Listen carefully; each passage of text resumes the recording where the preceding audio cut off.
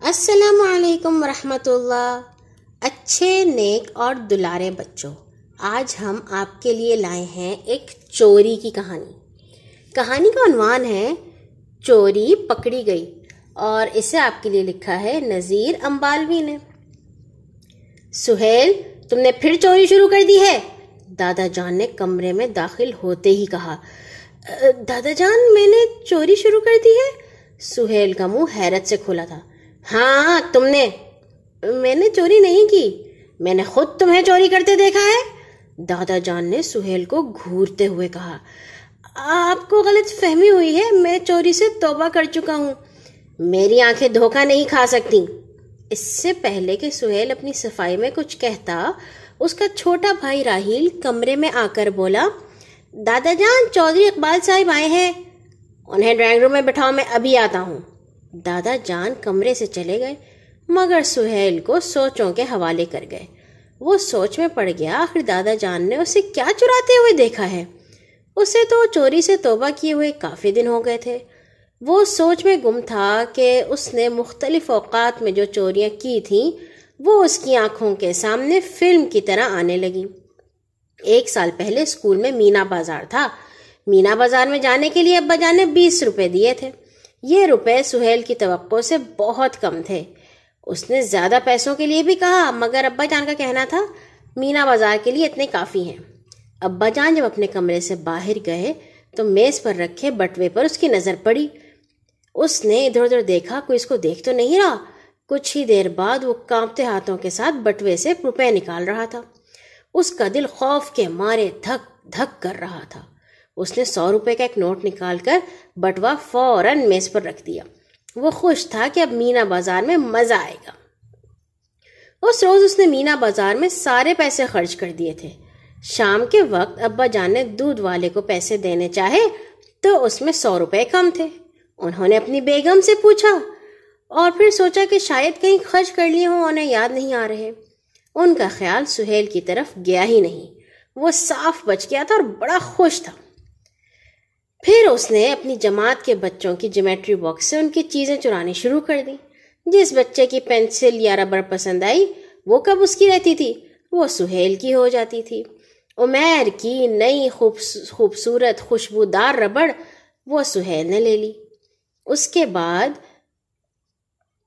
جب ایک اور بچے کے پاس ویڈیو گیم آئی، شہزاد کو نئی ویڈیو گیم جب ملی تو اس نے سارے بچوں کو دکھائی۔ جب تفریح کا وقفہ ہوا تو اس میں سہیل نے چپکے سے اس کے بستے سے وہ ویڈیو گیم نکال لی۔ اب تک وہ ایک بار بھی نہیں پکڑا گیا تھا اور چوری کرتے وقت اب اس کو ڈر بھی نہیں لگتا تھا۔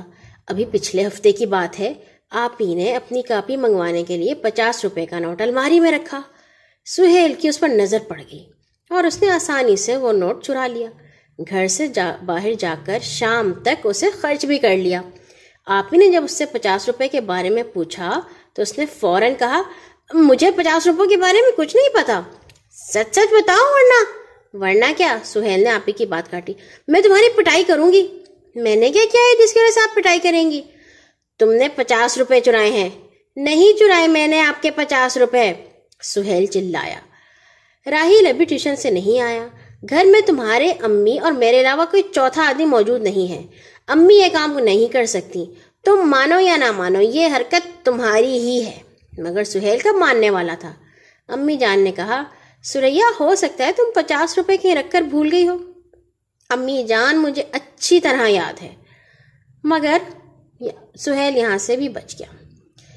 ایک دن جب وہ اسکول لائبریری میں کتاب چرانے لگا تھا تو وہ پہلی بار پکڑا گیا۔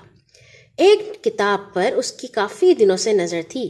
جمعرات کے دن لائبریری پیریڈ میں اس نے الماری کے پیچھے ناول کو شرٹ کے نیچے بنیان میں چھپا لیا۔ جب پیریڈ ختم ہوا تو سبھی بچے اپنی اپنی جماعت کی طرف دوڑے۔ سہیل جب لائبریری سے نکلنے لگا تو لائبریرین نے اسے رکنے کا اشارہ کیا۔ سر، انگریزی کا پیریڈ ہے، میں دیر سے جماعت میں پہنچوں گا تو مجھے سزا ملے گی۔ یہ کہہ کر وہ دروازے کی طرف بڑھنے ہی لگا تھا کہ لائبریرین نے چلاتے ہوئے کہا، میں کہتا ہوں رک جاؤ۔ جب سارے بچے چلے گئے تو لائبریرین نے اسے گھورتے ہوئے کہا، تم نے جو کتاب چرائی ہے وہ میز پر رکھ دو۔ میں نے کوئی کتاب نہیں چرائی۔ جھوٹ مت بولو، جلدی سے کتاب میز پر رکھ دو۔ میں سچ کہہ رہا ہوں، میں نے کوئی کتاب نہیں چرائی۔ سہیل نے پھر جھوٹ بولا۔ تم اس طرح نہیں مانو گے۔ لائبریرین نے یہ کہہ کر سہیل کی تلاشی لی تو کتاب نکل آئی۔ سہیل کا سر شرمندگی سے جھکا ہوا تھا۔ چلو پرنسپل صاحب کے پاس۔ سر مجھے معاف کر دیں، سہیل نے التجا کی۔ نہیں، میں تمہیں پرنسپل صاحب کے پاس ضرور لے کر جاؤں گا۔ سر مجھے چھوڑ دیں، میں آئندہ ایسی حرکت نہیں کروں گا۔ لیکن لائبریرین پر سہیل کی کسی بات کا اثر نہ ہوا۔ کچھ ہی دیر میں سہیل پرنسپل آفس میں موجود تھا۔ اس کے گھر فون کیا گیا تو دادا جان اسکول آئے۔ پرنسپل صاحب نے سارا واقعہ ان کو سنا دیا۔ سہیل خاموش تھا۔ اس کے بعد اس نے چوری کے علاوہ جماعت اور کینٹین میں کی ہوئی چوریوں کا بھی اعتراف کیا۔ اس کا چہرہ روتے روتے آنسوؤں سے بھیگ گیا تھا۔ میں تمہارے جیسے طالب علم کو اپنے اسکول میں نہیں رکھ سکتا۔ سر آپ سہیل کو ایک موقع دیں، مجھے امید ہے یہ آئندہ چوری جیسی بری حرکت نہیں کرے گا، دادا جان نے پرنسپل کی بات سن کر کہا۔ ایسے بچوں سے اسکول کا ماحول خراب ہوتا ہے، میں سہیل کو اسکول میں نہیں رکھ سکتا، پرنسپل نے کہا۔ اس وقت سہیل کو کسی دوسرے اسکول میں داخلہ نہیں ملے گا، اس کا سال ضائع ہو جائے گا، اس کو ایک مرتبہ معاف کر دیں، دادا جان نے ذرا زور دیتے ہوئے کہا۔ سر مجھے معاف کر دیں، میں آئندہ چوری نہیں کروں گا۔ سہیل کی بات سن کر پرنسپل صاحب سوچ میں پڑ گئے، پھر بولے ٹھیک ہے، میں سہیل کو ایک موقع دیتا ہوں، مگر اس کے بعد اسے کوئی موقع نہیں ملے گا۔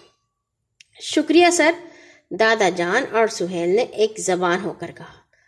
سہیل چند دن تک تو چوری جیسی بری عادتوں سے دور رہا، مگر کب تک؟ اتوار کے روز وہ جب خریداری کے لیے امی جان کے ساتھ بازار گیا تو گوشت کی دکان کے ساتھ کھلونوں کی ایک دکان تھی، وہاں خاصا رش تھا۔ سہیل نے چپکے سے ایک باجا جیب میں ڈالا۔ وہ آگے بڑھنے لگا تو ایک ہاتھ نے مضبوطی سے اس کی گردن کو اپنی گرفت میں لے لیا۔ مجھے کیوں پکڑا ہے؟ چوری کر کے پوچھ رہے ہو کہ مجھے کیوں پکڑا ہے؟ دکاندار نے سہیل کو گھورا۔ کیسی چوری؟ میں نے کوئی چیز نہیں چرائی۔ ابھی پتہ چل جاتا ہے کہ تم نے کوئی چیز چرائی ہے یا نہیں۔ یہ کہتے ہوئے دکاندار نے باجا اس کی جیب سے نکال لیا۔ دکاندار سہیل کو مارتے ہوئے دکان کے اندر لے گیا۔ سہیل کی امی جان بھی دکان میں چلی گئی۔ وہ انہیں دیکھتے ہی بولا، آپ تو سلیم صاحب کی بیگم ہے، کیا یہ آپ کا بیٹا ہے؟ جی، امی جان بے مشکل بولی۔ سلیم صاحب تو نہایت شریف آدمی ہے، اور ان کا بیٹا کس راستے پر چل نکلا ہے؟ ہم سب اس کے لیے بہت پریشان ہیں بھائی، میں آپ کا نقصان پورا کرنے کے لیے تیار ہوں، آپ اسے چھوڑ دیں۔ بہن جی، میرا تو کوئی نقصان نہیں ہوا، البتہ یہ خود اپنا نقصان کر رہا ہے۔ بیٹا چھوڑ دو یہ بری عادت، بہت پچھتاؤ گے، دکاندار نے سہیل کو سمجھایا۔ اگر تم نے باجا لینا ہی تھا تو مجھ سے کہا ہوتا، تمہاری ہر بات تو مانی جاتی ہے، پھر کیوں چوری کرتے ہو؟ خود بھی بے عزت ہو اور دوسروں کو بے عزت کرتے ہو۔ امی جان کی آنکھوں میں آنسو دیکھ کر سہیل تڑپ کر رہ گیا۔ اس نے اسی لمحے پکا ارادہ کر لیا، کچھ بھی ہو وہ آئندہ کبھی چوری نہیں کرے گا۔ جماعت میں بھی لڑکے اس کو عجیب عجیب نظروں سے دیکھتے تھے۔ آج اس کو دادا جان نے دوبارہ چوری کرنے کا کہہ کر چونکا دیا تھا۔ وہ پچھلے 2 دن سے بخار کی وجہ سے گھر سے باہر نہیں نکلا تھا۔ اب وہ سوچ رہا تھا کہ آخر دادا جان نے اسے کیا چراتے ہوئے دیکھا ہے۔ آخر دادا جان دوبارہ اس کے کمرے میں آئے۔ میں جب پہلے کمرے میں آیا تھا تو تم کیا کر رہے تھے؟ دادا جان نے پوچھا۔ میں عصر کی نماز پڑھ رہا تھا، سہیل نے جواب دیا۔ نماز پڑھ رہے تھے یا چوری کر رہے تھے؟ کیا مطلب دادا جان؟ جس تیزی سے تم نماز پڑھ رہے تھے اس سے تو یوں لگ رہا تھا کہ تم نماز پڑھ نہیں رہے، نماز چوری کر رہے تھے۔ نماز کی چوری؟ یہ آپ کیا کہہ رہے ہیں؟ سہیل بولا۔ پیارے بیٹے، ہمارے نبی صلی اللہ علیہ وسلم کا ارشاد ہے، بدترین چوری نماز کی چوری ہے۔ لوگوں نے پوچھا، یا رسول اللہ، نماز میں کوئی کیسے چوری کرتا ہے؟ فرمایا، رکوع اور سجدے ادھورے کر کے۔ دادا جان کی اس بات سے سہیل نے جان لیا تھا اس کی کون سی چوری پکڑی گئی ہے۔ اس نے اسی لمحے عہد کیا کہ وہ دوسری چوریوں کی طرح یہ چوری بھی نہیں کرے گا اور نماز اچھی طرح ادا کرے گا۔